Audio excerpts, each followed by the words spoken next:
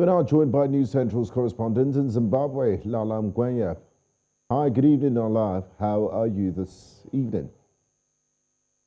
Good evening, Benga. I'm good. And yourself? Great. Great to have you join us. Now, what's your assessment of the conduct of the by-elections in general? Sorry?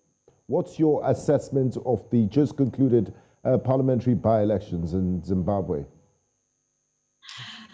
Okay, it's just been a very interesting, event to observe,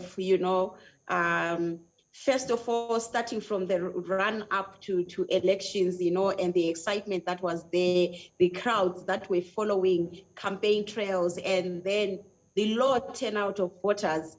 Very, very interesting. However, I think what's very interesting for me is that as much as CCC rebranded in January and that they managed to get 19 seats out of 28 seats, what we must not forget is the fact that these seats, they were always an opposition. These are seats that have always belonged to the opposition. So, they may say we got the seats, but these are seats in their strongholds where they've always held those seats. But what is of note is how the opposition lost 2 seats to ZANU-PF. So when I look at this, actually, for me, ZANU-PF has gained more than the CCC. Now, looking at the fact that Nelson Chamisa just started the CCC party earlier this year when he broke away from a faction of the main opposition party, MDC, which has been in for most of his political career. Were you expecting this sweep, knowing that this party has only existed in such a short period of time?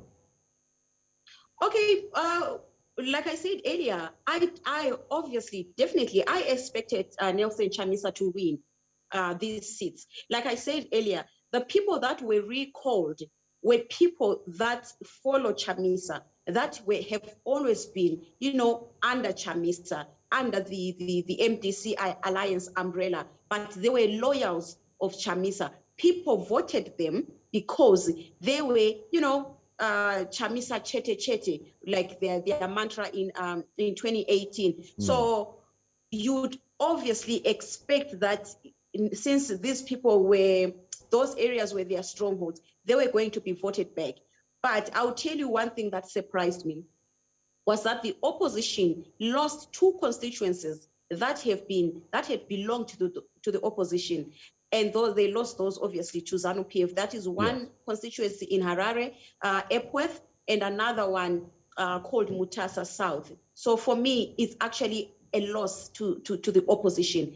Whether they rebranded to CCC or they are still MDC, for me, it's 2 seats that have always belonged to the opposition that have gone to the ruling party. Now, Lallah, what does this victory mean to the person of Nelson Chamisa and the CCC as we inch closer to the 2023 general elections in Zimbabwe?